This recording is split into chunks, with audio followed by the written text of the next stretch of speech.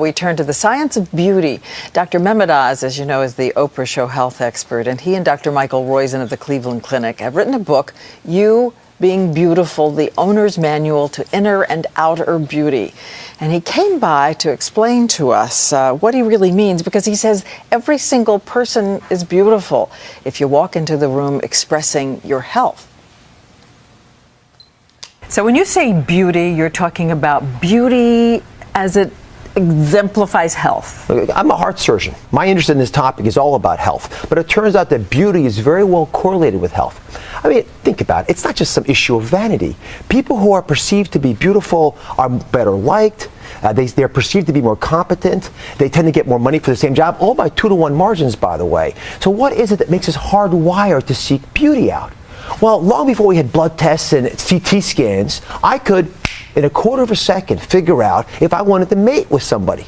And that means that I was hardwired to look for that. And we've forgotten that basic insight. But as we think back to it, we begin to realize that there's some basic measurements that tell us if there's underlying health problems that are bubbling forth towards the surface.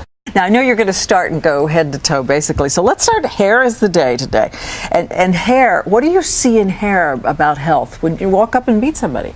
Well, if you think about hair as this rapidly growing structure, it tells us immediately if you've got hormone problems like thyroid disease, are you eating the right kind of diet, are there toxins in your life, how are you coping with stress? And let me show you as an example why that's so. If you look at this animation and just go beneath the skin, you see these little bulbs? Those are little follicles from where the hair grows. There's blood supply there. There are chemicals and oils that can influence how this hair comes out. The color of the hair is influenced by this, but let's get closer.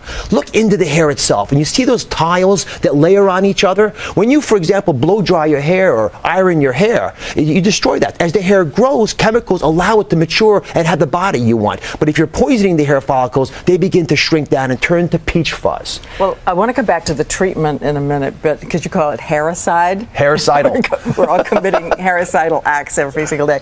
But you say that one of the tests you can do is a baldness test. Now, let me understand first. 80% of men, 40% of women will lose hair. And is this normal? Is this just genetic? Or is this a sign of illness? Well, genes do play a very important role, depending on how much of a testosterone-type hormone your body makes. But women don't realize that they're afflicted quite frequently as well. And they don't actually know if they're losing a lot of hair. So we do something called the main squeeze test. So here's a simple straw. You want to grab about that much hair. So grab it at the very base, right at the base. It's about 60 strands. Grab it where I don't think I need it. And then gently pull up towards the ceiling. Pull, pull, pull, pull, pull, pull, all the way to the top. And then count how many hairs are in your fingers. So I've got 2. How many do you have? I don't have any. Oh, that's even better. So if you're losing less than 6 hairs when you pull like that, that means you don't have a problem. If you're losing more than 6 hairs, then it's worth looking at whether there are things that are happening on the inside of your body that are being first reflected in your hair. Well, you said, for one thing, thyroid. Another thyroid deficiency is the most common hormonal deficiency in Americans. By the time you age 35, you ought to know what those numbers are. But for sure, if your hair has lost its body, if it feels like maybe it's coming out, you want to check thyroid levels. And something else you said, we think with men of having natural, healthy hair loss. And there is such a thing. Of course. And there are many men who lose their hair. It's not a problem. And by the way, this comes back to that basic issue of authentic beauty. And that's why we actually have a quiz to figure out what is authentic beauty. Because your self-image of your body is not always where you want it to be. And the bigger the difference between those two, the less happy, the less satisfied you're going to be.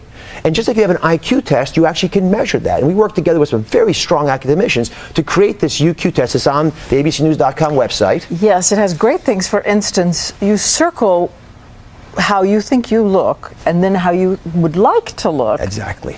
And then you do a reality check. And by the end of the time you're done the quiz, and it's not just body shape, although that's an important part, but how beautiful do you perceive yourself on the inside as well? Do you have the energy you want to get up and do things you want to do in life? Do you feel pains? And are there words that describe you today that aren't the words that you think should be describing you tomorrow? The bigger that gap, the less satisfied you are in life. The difference between an IQ test and the UQ test, the happiness quotient, is that you can change the happiness quotient. And as we go through these shows, I think we'll convince people that if, for example, you understand your hair and you understand what simple things you can do to improve how it looks, then you'll be able to go there. Let's talk about them.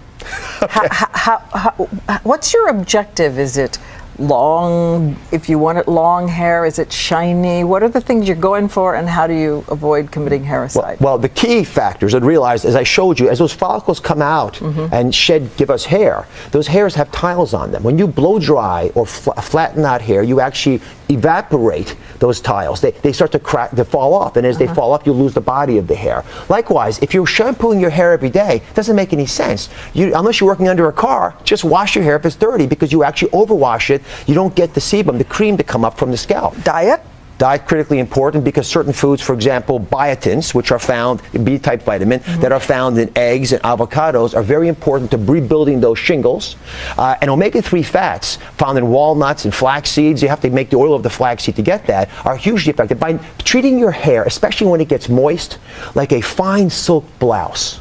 And not combing it and shoving it and rubbing it and damaging it by all the things we do that are hairicidal. And eating the right foods to nourish it. It's a beautiful example of how inner health will percolate through to give you outer beauty. And finally, vitamin supplements?